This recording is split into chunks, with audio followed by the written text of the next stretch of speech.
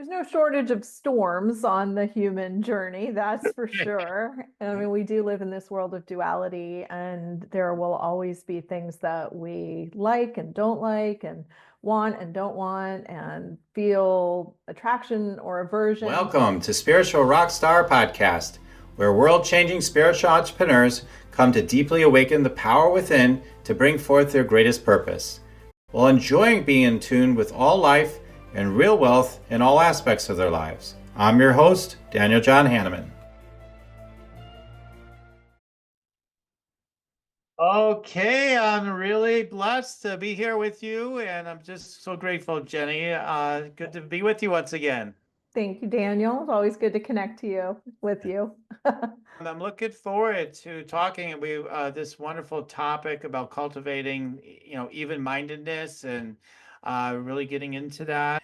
Right now, obviously there's for many people probably there's been a lot of uneven-mindedness, myself included at times, for sure. As serene as I could become, I mean, there can be all kinds of little storms along the way, right? So for sure. So I mean, yeah, within chaos, within at the time of this recording, yeah, everybody's talking about the fires, right? It's so interesting. Like, there's so many things going on in the world. I know that's a really big one, but there's other big things happening. But the whole world, I think, is talking about the fires in LA right now, right? And it is huge. And I know, I have a personal friend, that I talk to every single week. That's right. Isn't even hit, but is in the middle of that whole thing. But we got that. We got the new president coming in, and AI. We're hearing like, no, like AI, actually they got quantum chips and they got to go quantum the AI and then quantum everything, and everything's just going to happen so fast. And people are like, maybe it's going to be game over. And what's it game over for, though, right? There's just so many ideas about what's going on, and it could just throw people's energy and minds all over the place, not to mention their own personal stuff they're dealing with individually. So within all that stuff, how do we cultivate this even-mindedness that you talk about, and how have you done it, with all the storms I imagine have happened on your path? Yeah, there's no shortage of storms on the human journey, that's for sure. I mean, we do live in this world of duality, and there will always be things that we like and don't like, and want and don't want, and feel attraction or aversion, to use some yoga terms, to and lots of challenges that arise. I mean, it's just the nature, I think, of why we're here. I think this is a school, and we're meant to learn through the challenges as well as the joys. Yoga philosophy, which is my background, has a lot to say about this concept of cultivating even-mindedness amidst the dualities of life. And it is a practice that I personally have worked on for many, many years. I continue to work on it every day, every single day. It's not a one and done kind of a practice. It's definitely something that we have to work on all the time. And, I think it really begins with observing our own thought, cultivating that awareness where we can notice and name and identify what sort of thoughts we're holding, because it's really easy to slip into the worry thoughts, the anxious thoughts, the negative or, antagonistic thoughts if there's something that we're really opposed to happening, or maybe we have a personal conflict with someone. And so to become observers of our own thought, I think, is the first step, and to be able to identify which direction our thought is running and what is the real sort of what I would call state of our consciousness.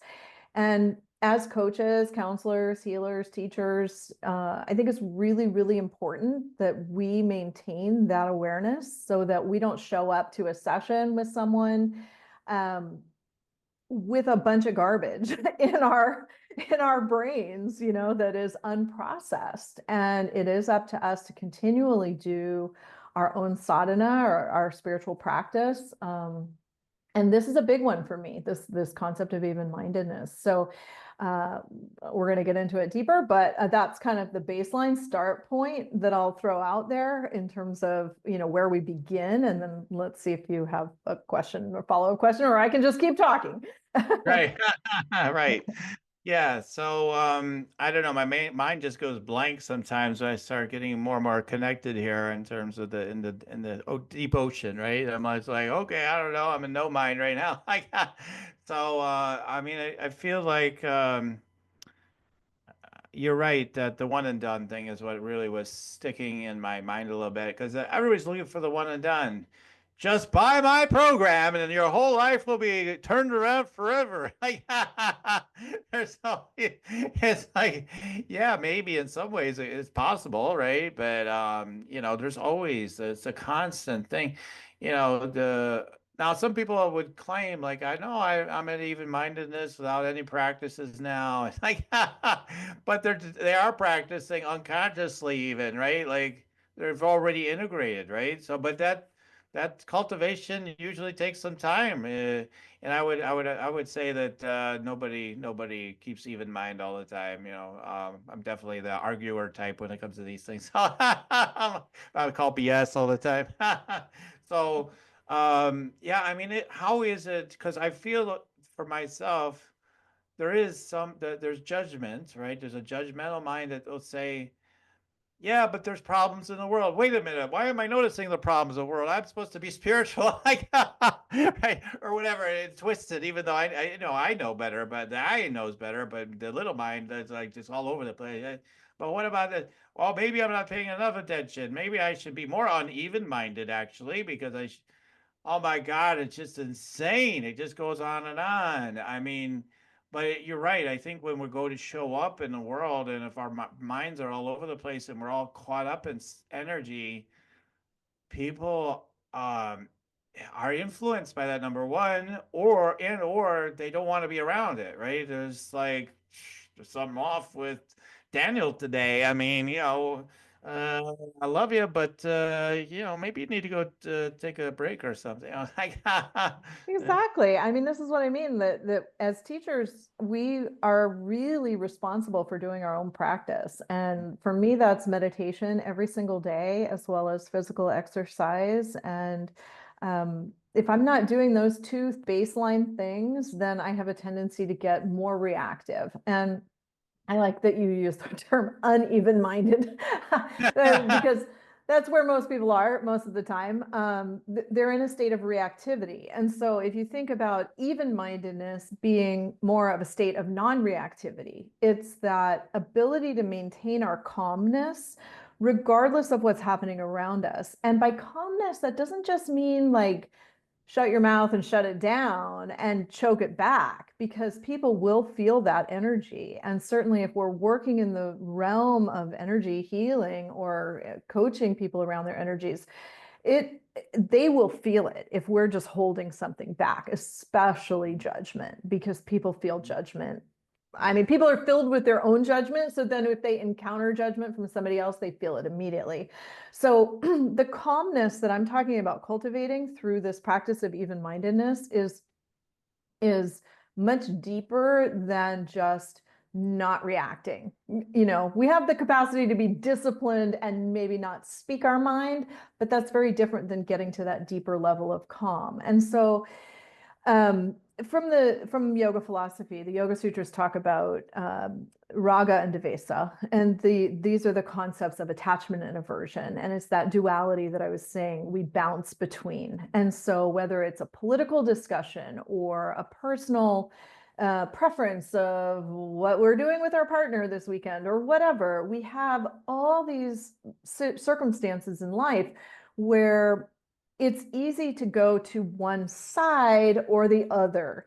And this whole concept of other is fundamentally a problem.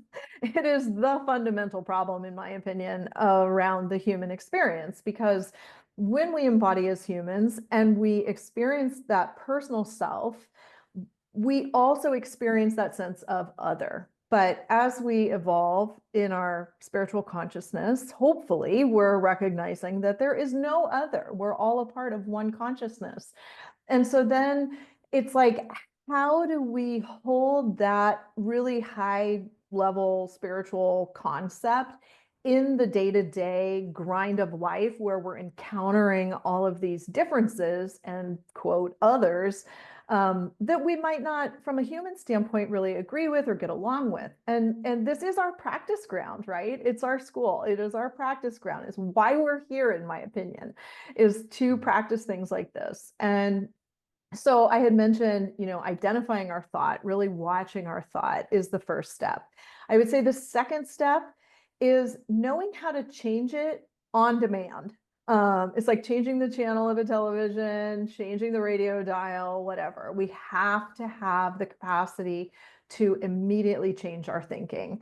And this just comes from practice, really. So we identify where our thought is flowing. Maybe it's flowing into a bunch of judgment of another person or group or political philosophy or whatever, and we can just put our thought on something else, put our thought on the beauty of nature, put our thought back to spirit, put our thought on the energy of love and harmony and sending peace out there, because God knows the world needs more peaceful vibrations. You mentioned the fires in Los Angeles, which are, just so, so, so sad to watch. I too have many personal friends who are being affected. And these occurrences in the natural world, I believe, are a reflection of the mass consciousness. The mass consciousness has been enraged for a long time. There has been a huge amount of anger and hatred and vile behavior happening on the world stage. And so it's natural for nature, which we're connected to, we're a part of, we are a part of this natural consciousness, to start reflecting that back to us in terms of these natural disasters. And so it's up to each one of us to calm the flames, to quiet the mind, to take the time that we need each day to go into stillness, to spend time connecting to the earth and sending it love and sending a vibration of peace and harmony out there to all beings, not just the ones that we agree with politically, not just the ones that we think are beautiful or pretty or whatever, but all beings. We have to send it universally, unilaterally, peace and harmony. It's the only way we're going to quiet and calm the energies on this planet. Right. Yeah, I mean, it's interesting that, I mean, because our minds get so fixed on what we believe is true. Well, I believe this, I believe that. And even something as simple as the other day, I was doing an interview and the signal wasn't working in my office here. And we were trying to figure it all out. And finally, I'm like, well, I have to take it down to my other office, or my wife's office, and down to our other office. I have to plug it in. I'm going to do this. I have to get the set up down there. And just everything that was going on yesterday, I was just like, yeah, I'm going to do all that. I bet it still won't work, is what the mind was saying. Like, it still won't work. It's just a bunch of stuff today and blah, blah. And this was actually seemed to be showing up for a lot of people I was around yesterday. I don't know if, whatever, who knows. I'm always suspicious of it being a collective thing, but it just seemed to be showing up for a lot of people. That's some sort of thing. Anyway, but I do all that, and then it went perfect. It was, I mean, in terms of the transmission of the broadcast, was pretty perfect. And but my mind was getting convinced. No, no, no, no, no. And that's how it goes with these other things. Like, well, I believe this and that about what's happened in the world, and you're convinced. You think no matter what, you're right. And I always say, like, and I have beliefs too, right? I believe this, I believe that, I believe. But at the end of the day, I know I don't know. I always say, well, that's just what I believe. I have no idea if there's any absolute truth there. All I know is that's how I see it. That's how I see it. There's so many ways you can see something, right? So Well, I and think, there's so much that we see based on our filters, based on right. our past experiences. We all see the world through filters. And you're talking about yesterday, I had a personal experience yesterday that I'll share. So I had a personal issue come up with someone, and I immediately went to the thought, oh my gosh, here we go. This is going to be another, round number, whatever, about this issue that we've had before. And he's going to react badly and blah, blah, blah. And I went into worry and I thought, oh my gosh, I just don't even want to do this. I don't want to have the conversation. And I caught myself. I was like, wow, there it is. You're prejudging this situation based on the past. Stop it. You're in worry thought. So I identified it. Then I changed my thought and I said, I'm going to assume that we can have a different experience. And I'm going to walk into this conversation calm. If I'd walked in worried, I would have brought my biases in and I would have perpetuated more conflict as well. So I got myself calm. And then the third thing is I asked for help from spirit. I said a prayer. I just said, God, I need you with me in this conversation. I want to have a different experience with this person. I don't want it to be conflictual. I want us to understand each other. Help me, be with me. And then I went and I had the conversation, and I'm telling you, within 5 seconds, the whole dynamic shifted. The initial tension was there, and we could have easily gone down the old road, but I felt, because I knew that I had come in really consciously and really calmly, and I felt spirit's presence. It was like the words came through in this way that put the other person at ease and knew that I was there to understand and to build a bridge of understanding between us. And we had a great conversation and we ended with a hug, and it was all resolved really beautifully. Do you want to meditate and make money? Let it be simple. Let it be easy. Let it be fun. Go to yoursacredpurpose.com and get your free meditate and make money meditation today. I mean, there's so many things. It's again, it's just. So I love that you caught that and everything, and I caught it too. I'm like, well, I don't really know. This is what I was told myself, but everything was happening so fast. I didn't really get around to dislodging the energy. I was just like, okay, I gotta hurry up. I gotta do this because it was a timely thing. But my point is like, yeah, I mean, the more you can cultivate practices, like you mentioned earlier, the meditations, the walking, all that stuff, because I mean, those are my practices in part too. I mean, doing those things helps me to be able to be less reactive, at least, because I mean, there are times when I'm not going to be reactive for sure. And then there's time I'm going to definitely become reactive, right? So it's gonna come eventually, even if you're non-reactive. I mean, most of us anyway. You're non-reactive. You can be non-reactive for the next 6 months, and all of a sudden you're going back into reactivity. You don't know. That's why this idea that you're done, you got to watch that one too. I mean, Well, but that's yeah, the spiritual ego, right? When we think we're done with something. And that's in my experience, a surefire way to invite a test from the universe. right. Oh, you can handle anything, huh? Let's see about that one. Let's see about that one. No, I don't tell the universe I'm done with anything anymore.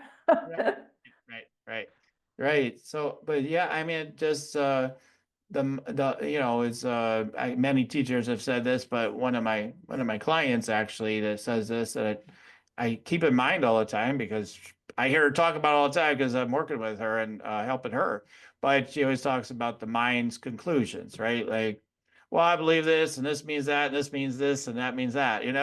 Like all of a sudden, you're way down the rabbit hole of from one little idea, a little seed idea that wasn't even true to begin with, then you're all the way down here, right? So I don't like the way this person looks. Therefore, that must mean this must mean that, and therefore they're a serial killer. We're all gonna die. Like, I think some of that sort of thinking is going on in the world right now, big time. And it's like we have to evolve beyond like that base mind. So what are some of the things that, you mentioned meditation, you mentioned walking, you mentioned catching the thought, changing it, and maybe that's all we need. I don't know. But what are some other ways we can rise above? Are there other practices, other ways of flipping things so that we don't get into those type of places where we get really whacked? Well, I think those ones we've already mentioned are really, really important, and they're more than enough, right? To work on all the time. But I would say curiosity is another one that I would employ. So I was having a conversation with my husband about some difficult political dynamics within his family, and we were dissecting why there seems to be such dramatic hatred in some people when it comes to political issues. And really the conclusion that we came to is that it's based in fear, and the fear of the unknown. They don't really understand the other side, the other person, the other need that that individual has, which brings them to their beliefs. So curiosity, I think, is an incredible quality to employ when we're trying to cultivate even-mindedness. Because if we don't really know, well, you've been talking a lot about how we don't really know. We have beliefs, but really, are they completely true? I think most of them can be questioned. Yeah. And just being curious about our own inner process, how we came to that belief. Where did it start? Really going back to some fundamental teachings that we might have received when we were kids, or that have driven us to a certain belief system. So being curious internally, but certainly also being curious externally, and giving people an opportunity to share with us their point of view. We still may not agree with it. Everyone's entitled to have their own opinions, certainly, but we can build bridges of understanding if we're curious and we ask questions and we allow somebody to talk without interrupting them, without going into judgment, without having to change them in any way, but just being there to understand. Then we establish greater peace, even if we have disagreements. And we will, as human beings, we will, because this is a realm of duality. So the disagreements aren't going to go away, but we can have peaceful differences of opinion. Yeah, I mean, you're going to disagree with yourself. You'll be like, I don't know, I think this, no, I think that. Like you inside yourself, so what do you expect is going to show up in your relationships too? No doubt. Watch it. You guys don't believe me? Just watch for one day how many times you argue with yourself. Okay, like it is a hilarious thing to watch, right? The mind doing its thing. So wow. Yeah, anyway, I just want to keep laughing, really. But which is another good way to come more even-minded, I suppose, when I think about it. I think one of the things with the curiosity I did want to mention that I found to be a helpful tool for curiosity is, let's say you said something nasty to me. Let's just for fun, for the audience fun too. Like you say, Daniel, I think you're no good, whatever. Like, let's say that all of a sudden on my end, I'm like, I get fucking angry, right? Let's just say I start getting angry. I'd be like, okay, wait a minute, I'm getting angry. Okay, I need to get curious. I'd just be like, that didn't sound right, but it's like, like, but in a lighter way, like, right? Like, just lighten up and just, It's just like, and it just makes you go still, because it's like that natural curiosity kicks in, like, oh, I probably wouldn't make that sound because you'd be like, because that'd be hilarious too. But inside, even you just go, oh, like, and then it just kind of can the pattern disruptors, right? Like it's a pattern disruptor for sure. Yeah, to just go, that's interesting. That's interesting that they're responding to me so dramatically. And, maybe it has nothing to do with me. Maybe it has something to do with what they're going through, and we can just flip it. But your laughter, Daniel, you are such a joyful person. And I think that is also something that we can employ intentionally. Obviously, it has to be natural and, come from the heart. But there have been times, I'll go back to, with my husband, there have been times when we've been in kind of serious discussions over something where we might have differences of opinion, but where if one person can bring in some humor and just lighten the moment, even for a moment, it disrupts the conflict long enough for everybody to step back and go, you know what? Our higher intent here is to have a harmonious marriage. It's okay. Like, let's let this go, whatever the this is of the moment. And those using humor is, I think, really powerful. And again, it's with ourselves and with others. It's important to laugh at ourselves. I think you're really great at that. And I know I am too. I just think it's hilarious being human. Yes. Yeah, I mean, sometimes when people have their political ideas, if there's enough, if there's a space for it, I feel it can help. Well, this is happening, that's happening, and then I'll add on to it. And guess what? They're all going to put us in a box and send us to space and blow us all up and replace us with robots. That's what the hell's going to happen. I'll tell you right now. For some people, if it's the right person, the right moment, like it could help them just like bust out of whatever fear thoughts they had, right? Just they'll laugh every single time they'll laugh. Like they'll be like, okay. And then that's the awakening. Like, yeah, we don't know. I mean, we're just making up these stories, you know? I mean, it's on juicy, dramatic stories for the trauma of the mind. You know, it's like something that wants, like that bone that wants to gnaw on, I guess, right? Like, this is good stuff. Like, then we get that levity coming in, and then we can see it from another place. I love the thing with the relationship. Yeah, whatever relationship you're in, I just feel like there's so many opportunities. So many people are swearing other people off, right? Oh, I see how you are. You're against whatever. You're against bugs or whatever. I don't know, a certain person or a certain type of belief or people or whatever it is. Or get. Oh, I can't believe you're like, I'll never talk to you. They've been family or they've been friends for decades, but one thing comes up, like that's it, over. Like, and I think that to me is so sad and hilarious, on another level. But it's just like, come on, like this is an opportunity to get curious and to deepen in your heart connection for you and in your connection with that person. And that I think like in all our relationships, and especially too, yeah, with the ones we're most intimate with, whether you have a partner, you're married or whatever, like you can have so many disagreements, with that person over time to where you can resolve them really quick when you cultivate that shared heart space because it's just, oh, here we go again. It's just one of these deals, right? And the more you do that, the more you can, move through that stuff more quickly overall is what I found anyway. Well, and I think that is reliant upon the desire for harmony rather than the desire to be right. Right. And that I think is another thing that we should throw into the even-mindedness conversation is that we have to get rid of the desire to be right.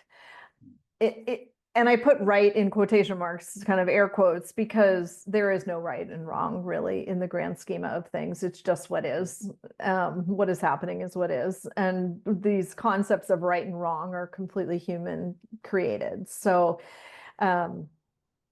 to let go of that fight towards some version, our opinion of what is right, and to choose the value of harmony rather than rightness, I think is a big step towards practicing even-mindedness. Big time. And the truth is, you don't know if you're right. And you don't really know. Not, 9 times out of 10, at least. Okay. You don't want to say, if you don't want to go to 100%, let's say at least 9 times out of 10. All right. You don't know for 100%. Yeah, I drive some people nuts with that. I'm like, people say the sun's shining. I says, yeah, maybe for you it is. They could see it, but it's somewhere else. Someone can't see it. How do we really know that's the sun?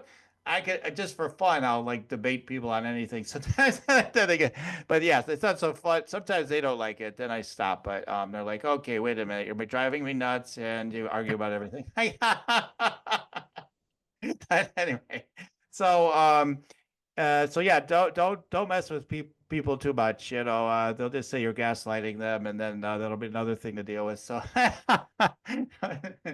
but it's all about your intent. I mean, I don't think I'm gaslighting people. I'm just like playing with their mind to see like when they're so sure of something is usually what I'm doing. It like, how do you know? Like, come on. I mean, there's other perspectives here. So, as Yeah. uncomfortable as that is for people, I feel that's part of my gig is to just keep pointing to that, right? And for you too, that's what you do. So yeah. So Jennie, yeah, this is great. I love what you shared. And if people want to connect with you further, how can they do that? Yeah, sure. I'm always happy to connect. My website is Jennie Lee Coaching. So I'm sure that'll be in the website, in your Yes. notes, show notes, JennieLeeCoaching.com, and I'm on Instagram as well. And as Jennie Lee author. So happy to connect and have a conversation with anyone who wants to learn more about the type of coaching that I do or about even-mindedness. Yes, yes. And you've got your Spark Change book, which is still prominently propped up in my office because I just love I just love like, hey, let's spark change. I just love that. So so definitely dive into that, guys, if you want to. And yeah, you should have access to those links, or you could just look it up yourself too. It's not too complicated, right?